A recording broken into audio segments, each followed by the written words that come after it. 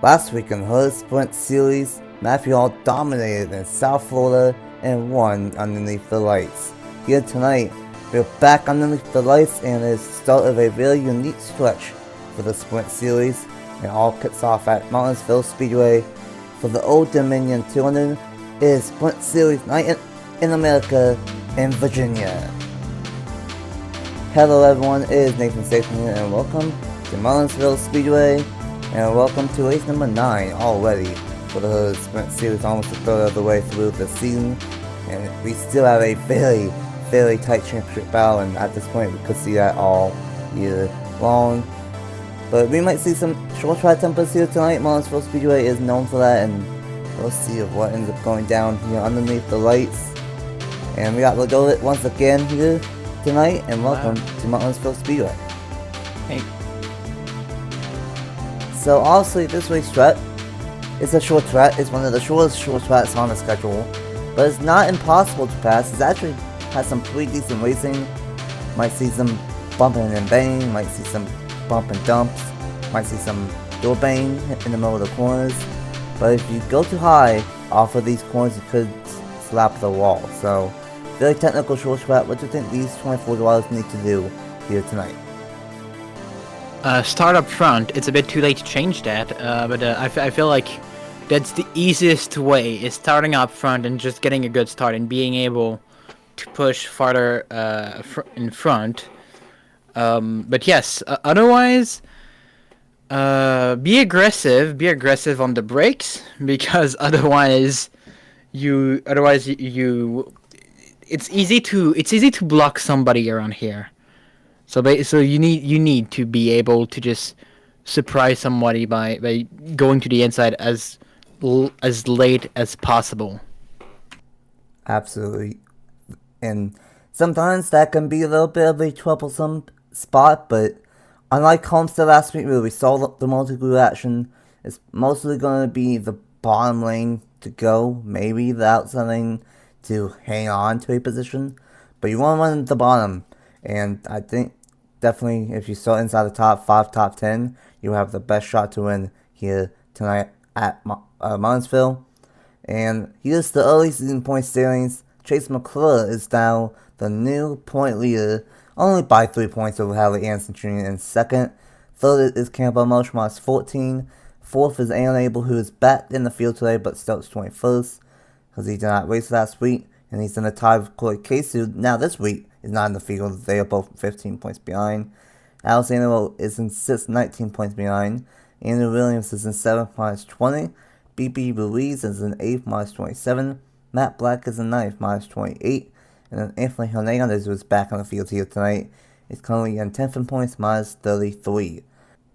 And on the pole here tonight is Carson Miller in the number 82. He's had a rough season, but that can only change here tonight at Matrtinsville. And then the number 97 is Alexander Rowe.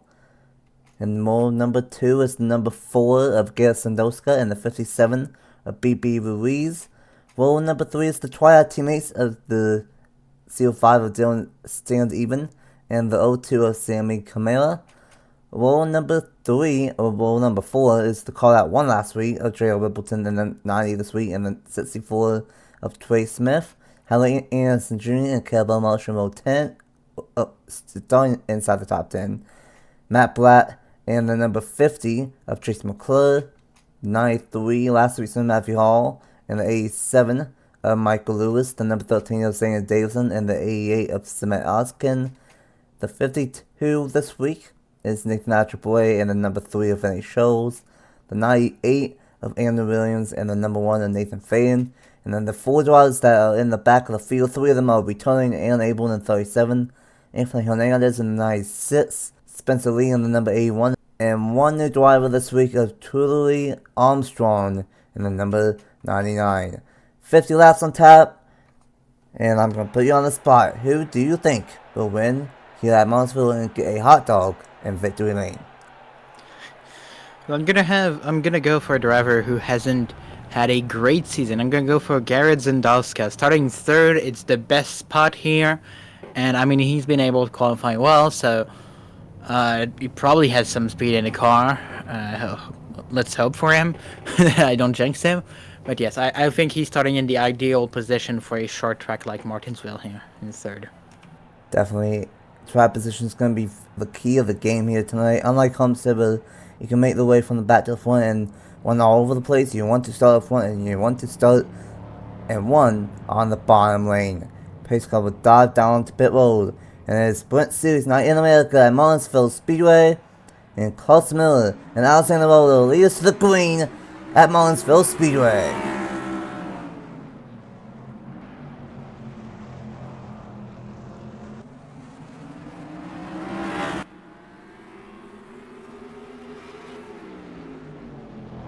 A great start on the outside lane that happens sometimes here. Alexander will lead lap number 1. There's a little bit of a jam up on lap number 1. In the back of the field started with a 13, but looks like they kept it all straight. And Alexander Rowe trying to get his third win already on the season. Yes, Alexander Rowe taking the lead. I mean, he's an experienced driver, and it's a driver's track. It's a tricky track, Martinsville. So it doesn't surprise me that somebody with a lot of experience takes the lead. But look who is in second. It's Carson Miller. Carson Miller, another driver with a bit of experience, and let's see if we can get it here. In the file throughout the first couple of positions, the 02 is side by side with the 90. That car won last week by a new driver, Matt Blatt, making some moves, and it's gonna be interesting. And it's already a statement. Abel is moving from the back to the front already inside the top 15. Started on the inside lane, of course, and Abel has to do some massive ground here. He didn't really lose a lot, but he lost a little bit on the points leaders up towards the front of the standings. And all the way on lap 5, this is going to be a short race here. And he's got settling in a little bit. But I'm fairly impressed with what Abel has done already in that number 37.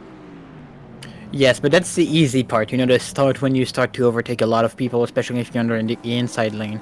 Now it's gonna get the tricky part. Overtaking these guys when you're in a single file lane, especially considering there's no pit stop, you're not gonna have a chance in the pit, you're not gonna have a chance with fresher tires. You've got the tires you gotta play with, so you can't push as much as you want to, because at the end they're gonna be pretty worn out. As there you see the 56, that is Ellie Anderson Jr., second in points, making an overtake on the 93 of Matthew Hall. But yes, I will say that it's a good start for Alexander Rowe here. 7/10 up on second place. That's usually a good sign that he's able to control it pretty well here today. It's early in the race, but that's usually a good sign. Usually is a good sign. It was 8/10 and now it's down to 6/10, so maybe a little bit of a short one call for Alexander Rowe here. He's won 2 races trying to get his third. But in this racing is towards the bottom of the honor standings, so I will say it's not rigged because my team has been terrible so far this season. But it's interesting if Alexander Rowe can hang on. It's only lap 9 of 50, and we'll see if Cosmo can hang on for second because Sandowska's closing in. The 05 of Sand even in his second start is closing in, and it's very separated throughout the entire field right now. Abel's still on the charge, about to crack almost inside the top 10 already. He's up to 12th after starting in 21st, and keep on talking about him, but that is an impressive drive for the number 37. Unfortunately, some of these guys are still in the field, like the 99, who started in the back and still in the back. And Chase McClure, our point leader, is all. Oh, and he just blew up. Oh, will he be able to get to the pit lane? He's got a lot of time until he's able to pull down there, and we might have a caution. No, he's going pretty quick. He'll be able to get down. But yes, I mean, where is Antonio Hernandez? That's what I want to know, because Antonio Hernandez and Aaron Abel have the 2 lowest finishing positions. So they're clearly. Oh, that's not that great of a start for Antonio Hernandez. That's interesting here, and he's got a lot of ground to make up because he's 2 races down. But yes, Antonio Hernandez and Aaron Abel, out of the main contenders for the title, are the 2 that have the lowest finishing average, with an 8 for Aaron Abel and a 7.67 for Antonio Hernandez. That's gonna take a hit for Hernandez certainly, but maybe not for Aaron Abel. As that's been a couple of laps here where that 69 of Matt Black has been going very wide, and now he's going to lose another position to the 56 of Haley Anderson Jr. Good day for Haley Anderson Jr. Second in points. Will probably take the points lead. Where is Campbell March? Campbell March is not having a great day either. So yes, it's probably going to be Haley Anderson Jr. who takes the points lead after this race, considering they're only 2-3 points back from the points lead. But in general, it looks like we're going to have a bit of a championship shake-up after this race here, with Aaron Abel coming back up, Haley Anderson Jr. staying up, but everyone else not having a great day. I'm so sorry to the point leader of Trace McClure. I was about to mention him, and as I was saying his name, he blew up. That is the staple drinks for the night. I believe that's the only one, but it never fails. Doesn't matter if it's on my channel or here on HG's channel, the staple drinks says transferred over, and that was a instant jinx as soon as I said the name. So sorry to Chase McClure, but like I said, most likely we will have a new point leader of Haley Anderson Jr. And that is exactly what Aaron Abel wanted to see, because he was only 15 points behind Chase McClure, and he's going to gain points on him here tonight. But Allison Miller is still dominating this one here. We might have a three-way battle for second. Carson Miller is getting caught by Zendoska and Sand even in the 0-5 machine, as he just went wide. And we might have a really good battle for second here, as these two are closing in, and they actually closed in a lot on Alexander Lowe last time by. If I'm Zendoska, I'd take a chance and go very, very late on the brakes, maybe in turn 3, I mean. Because, I feel like Carson Miller just doesn't have the same pace that Zendoska has, and Zendoska has been stuck behind Miller for a few laps now, and if they're not careful, first of all, they're going to get pretty far away from that race lead, but they might be caught back by what is that, 5th place here, a bit behind, who is 3 seconds back at this point. Not gaining a bunch of ground on Alexander Rowe, but again, we're almost approaching halfway here, and they need to be careful, because now, if they've pushed a bit on the tires, if the top 4 has pushed a bit on the tires, it might pay back, and I feel like it's already something that's starting to be seen here with that 0-5 of stand even. Not really being able to keep up with those guys as much as the 4 and the 92. 82, pardon me. The 92 is not a car on this grid.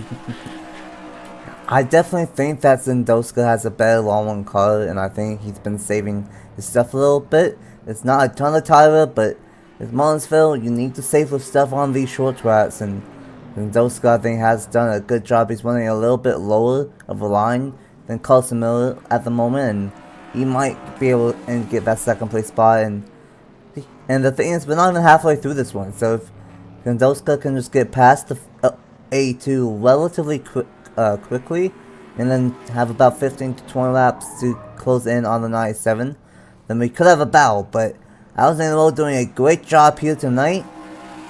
And a interesting thing that we might have to keep an eye out for, you mentioned the 05, maybe losing a little bit of ground. BB Ruiz is in 5th, doing a good job, maybe closing in a little bit. The 02, the 90, and the 52. Haley Anderson Jr. inside the top 10, doing a good job. And looks like the 37 of Aaron Abel might have gone into the wall, might see a little bit of damage there. And that's one thing that we have to watch out for. But we might have a battle, and we do have a battle for second. As soon as I went to the back part of the field, battle for second is on between Miller and Zendoska. Yeah, and that's an easy move once you make it. It's just, when do you make it? How much tires do you want to save here? Oh, and that's very wide for Miller. It might give a chance to the 05 of stand even. But yes, it's really when you want to make that move, when you think is getting too late to catch back the lead. That goes very wide, and that hits the wall. Oh my goodness, and what a fumble by Zendoska, who is looking like maybe the quickest car, or the second quickest after Alexander Rowe.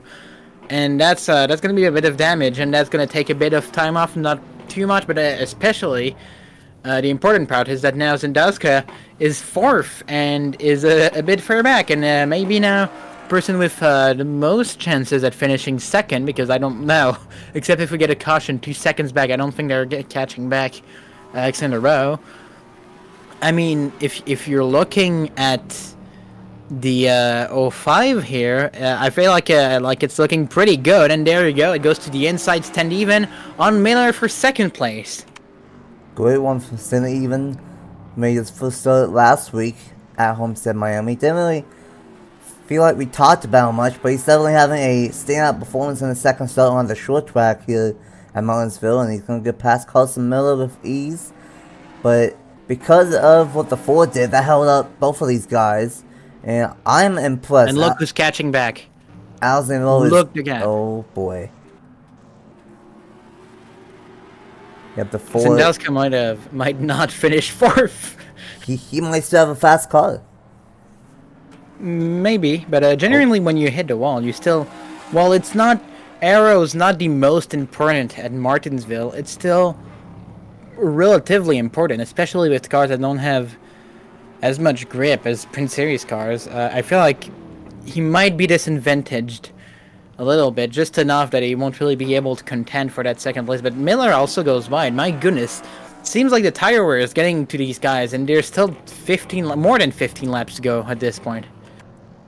Definitely a lot of time still to be making mistakes. We've always seen a couple here tonight, and that probably won't be it. But as long as nothing happens, I think... I think he just got into the outside wall. Oh. I think I saw a little bit of white debris off of turn 4, and yes.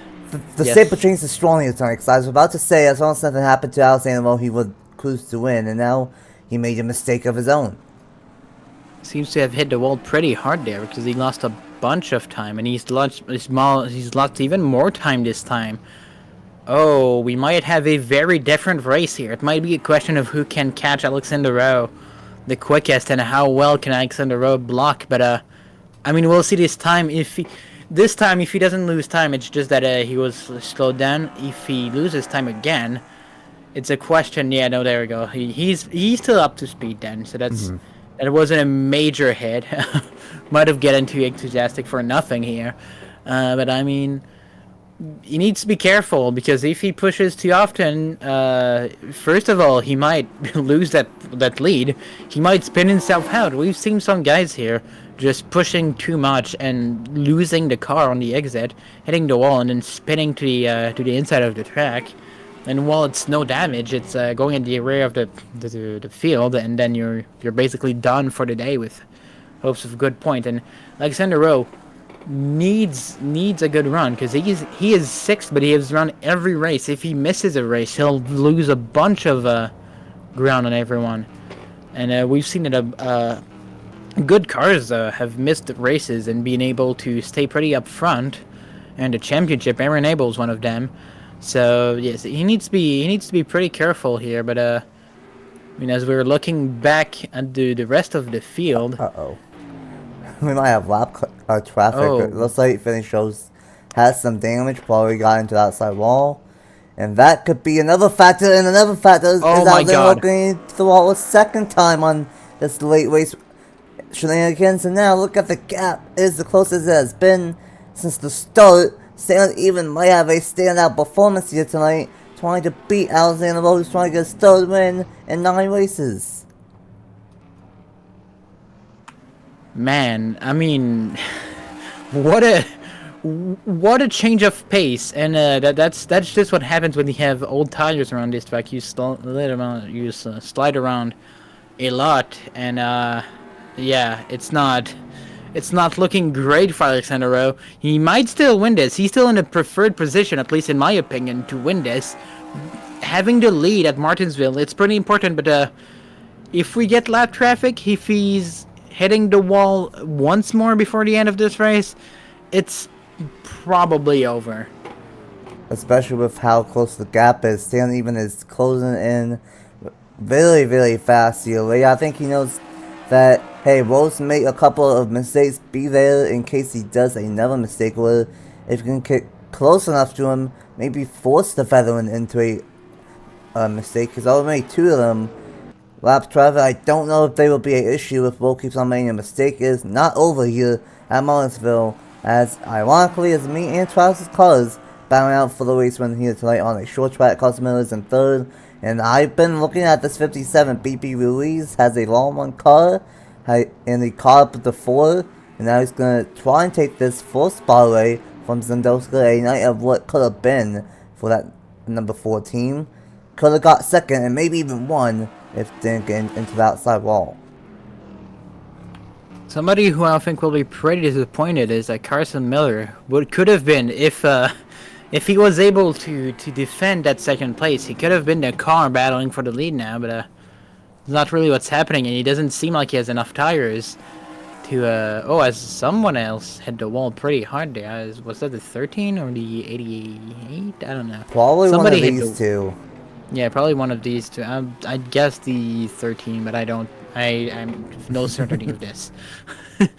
But they're starting to run out of laps here. We're coming to 4 laps to go, and at this point, if I'm the 05, I'm starting to dive bong every single corner. But it's not really what the 05 is doing. Maybe he's just satisfied with finishing in 2nd. I wouldn't understand why, because he's not really battling for the title lead, but maybe want to give a good race to Alex in a row. I don't know. Oof, and that goes wide. Oh, maybe he burned just too much his rod. Now he's out of it. But we're coming to 2 laps to go.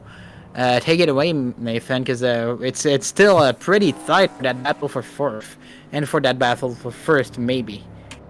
Gonna be a great battle for 4th back there, and maybe even for 5th now with the 57 and the 02. But as long as Alex Animal does not make another mistake, it was not a mistake-free night. He had a 2.5-second lead at one point. He's gonna take the white flag here at Matrtinsville Speedway. He did the fastest lap last week at Homestead, and he's going to do the 2nd fastest lap here tonight. So next week at, I believe, South Boston or Darlington, I'm not entirely sure. He's going to start out front there, and I don't think in a row, he's going to get his 3rd win of the Sprint Series season, and he will win in dominant fashion with the Old Dominion 200. Good race, good race. He almost fumbled it, but he didn't. So that's good. Man, if Garrett Zendoska had not hit the wall there, he probably would have won this, because I do think that Zendoska, before hitting the wall, was going pretty faster than the 05. But I mean, good job for Alex in a row. It's a win. A win's a win. It's a win for ANS Racing. Hey, finally for you. Something finally goes right for my team in the Sprint Series, and something continues to go right for Alexander Lowe, especially. He's been in several different race cars this season, and the same outcome. He just keeps on winning. His 3rd win on the season, and that is by far the most. Everyone else only has 1. So Alexander Lowe is cooking, and we'll see if he can get another one next week. Alexander Lowe with the win. He led pretty sure every single lap, started 2nd. And that 97 looked strong right from the drop of the green flag. Great one from Stanley, even though 2nd start on the channel, I'm pretty sure, and got a 2nd place one. He needed one more mistake from Alexander Lowe, but the veteran knew what to do, and he did not make a 3rd mistake. Great one from Carson Miller, but what could have been. Great one from Zendoska, but also what could have been. I think had the fastest car late. Got past the 57 for that 4th place spot. Great one for BP Ruiz, though. Didn't really see him all race long. I saw he was catching up with some of the top 4 and was almost able to get a top 4, but got a top 5. Camara in 6th, Algebraier in 7th, Rippleton in 8th, Matthew Hall in 9th, and Halley Anson Jr. in 10th. Pretty sure he will take the point lead after this one, with the staple chance of the night of Chase McClure having a header explode. And then Matt Black, Trey Smith, Andrew Williams, and Abel. So 21st and moved up to 14th. He's definitely going to be in the title picture still, even missing a race last week. And then Marsh with a rough race here tonight. and that's not going to help him in the points. Spencer Lee, Michael Lewis, Nathan Van, Armstrong, Hernandez, Davison, Oskin, and Vinny Scholes, and then of course Chase McClure, Blue and Engine. What's the final thoughts after that one? That was a calm on Speedways, but it definitely has some mistakes, and that might be a preview of what we see the next couple of nights for the Body Armor East Series and the Wawa Cup Series. I mean, I feel like it's gonna ramp up as the week goes on, because today it's equal ratings. Then we have the Body Armor Light Series, which is a bit few more ratings, and then you have the full amount of ratings that you can get with the Wawa Cup Series. So I feel like these drivers are gonna get better at avoiding these mistakes as the week goes on. I could be wrong.